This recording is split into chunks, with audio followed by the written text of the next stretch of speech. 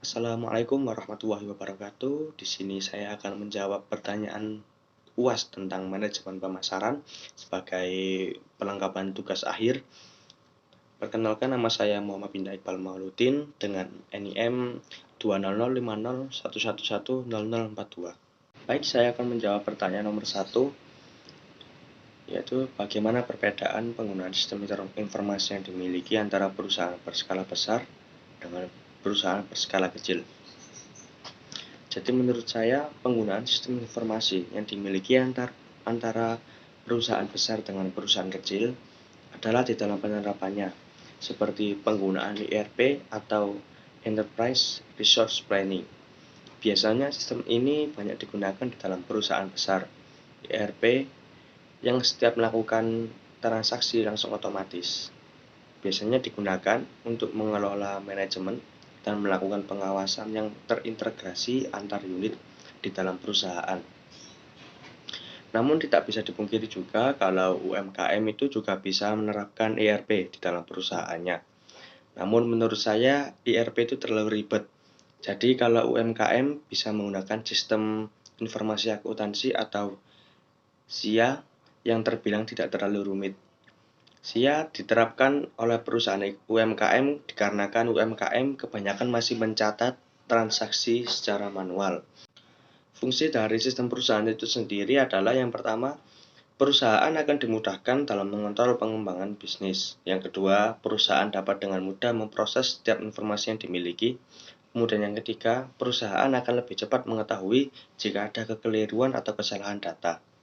Baik, saya akan menjawab pertanyaan nomor 2, yaitu bagaimana cara saya mengidentifikasi pesaing usaha saya berdasarkan lingkungan pemasaran dan persaingan pasar pada pasar online dan pasar offline.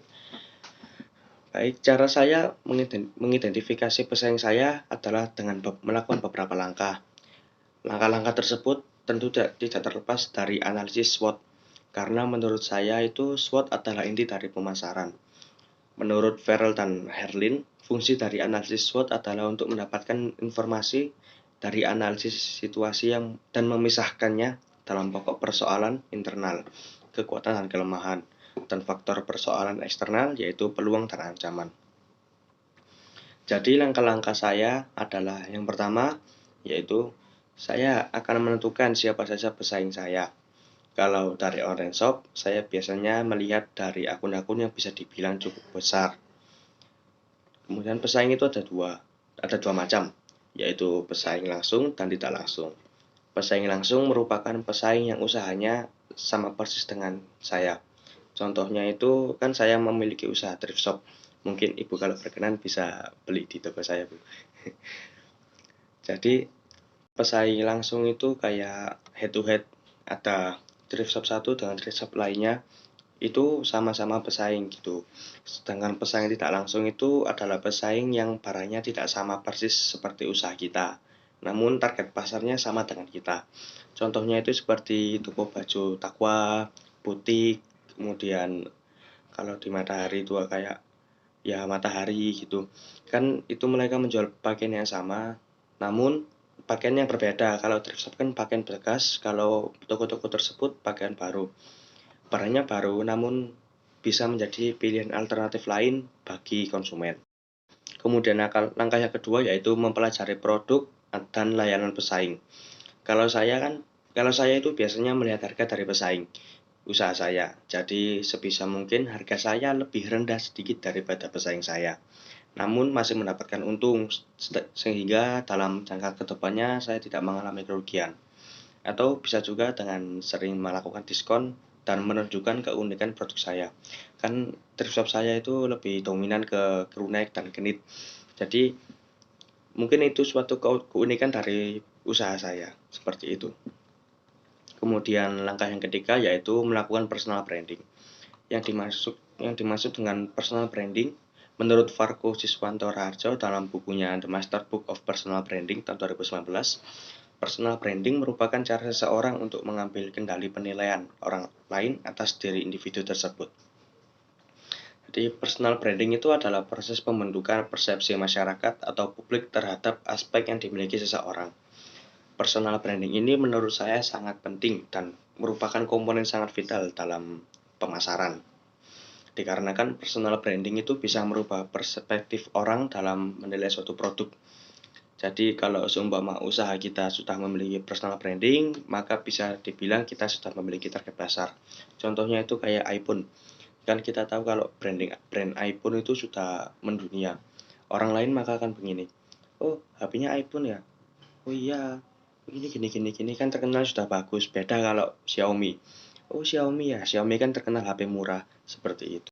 Saya akan menjawab pertanyaan nomor 3, yaitu segmentasi pasar dan target pasar, pembentukannya bagaimana. Kalau menurut saya itu segmentasi pasar sangat penting, dikarenakan segmentasi pasar itu merupakan suatu proses yang bisa membuat usaha kita lebih dikenal orang.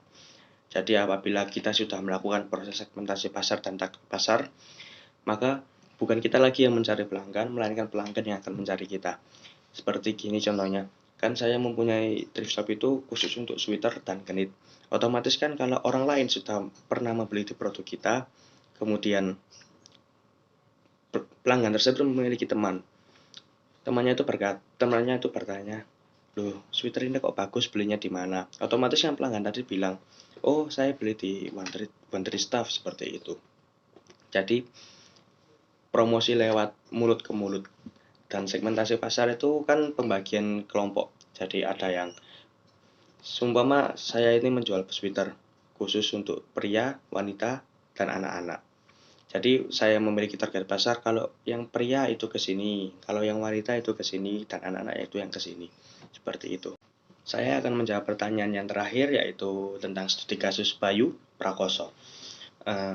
Langkah pertama apa yang Anda lakukan dalam memasarkan produk kedai Bayu ini? Langkah pertama yang harus dilakukan oleh Bayu, kalau menurut saya itu melakukan analisis SWOT.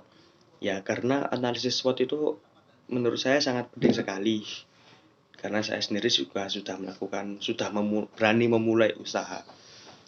Jadi Bayu ini harus melakukan analisis SWOT ini dengan membandingkan dengan pesaing usaha Bayu. Jadi apabila Bayu sudah menemukan kelemahan pesaingnya dan kebetulan kelemahan pesaing tersebut dimiliki sebagai kelebihan oleh Bayu, maka Bayu akan dapat menentukan rencana untuk berikutnya. Seumpama kalau Bayu ini memiliki pesaing tersebut harganya itu jauh lebih mahal daripada Bayu, dengan porsi yang sama, dengan rasa yang sama, maka Bayu bisa itu kan bisa dibilang sebagai kelemahan dari pesaing tersebut.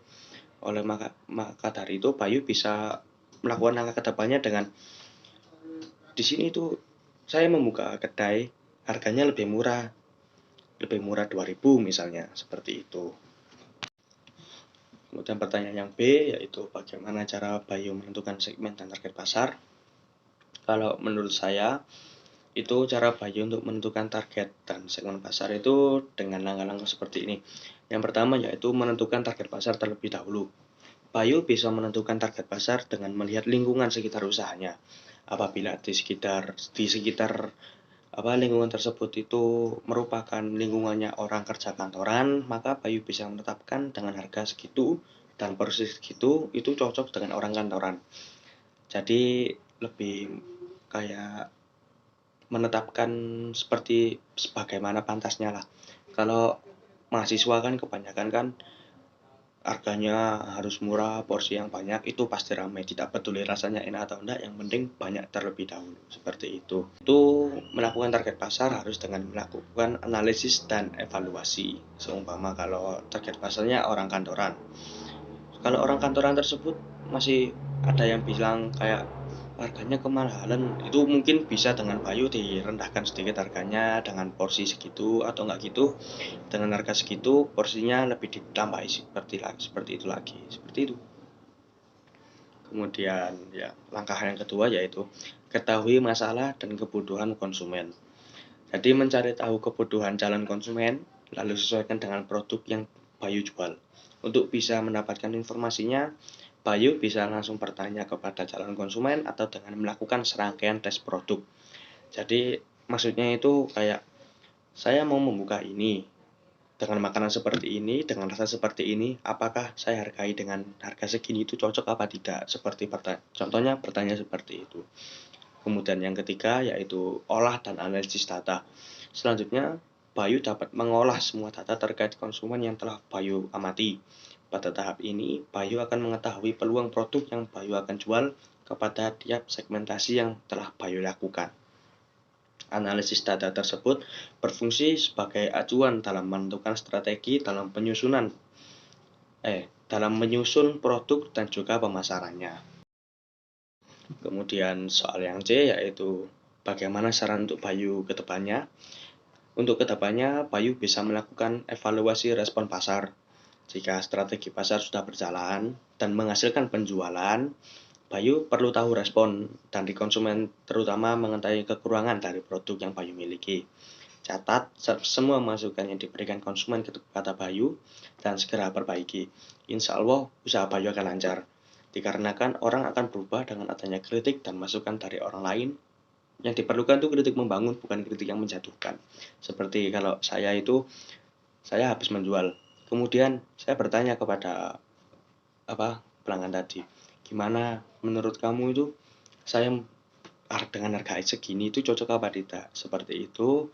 Kalau seumpama kan pelanggan itu akan memberikan masukan, oh seharusnya harganya lebih gini, seharusnya barangnya itu harus gini. Nah, itu saya menjadikan motivasi dan sebagai saran untuk kedepannya supaya usaha saya lebih bagus lagi. Mungkin segitu saja yang dapat saya sampaikan. Kurang lebihnya saya mohon maaf. Assalamualaikum warahmatullahi wabarakatuh.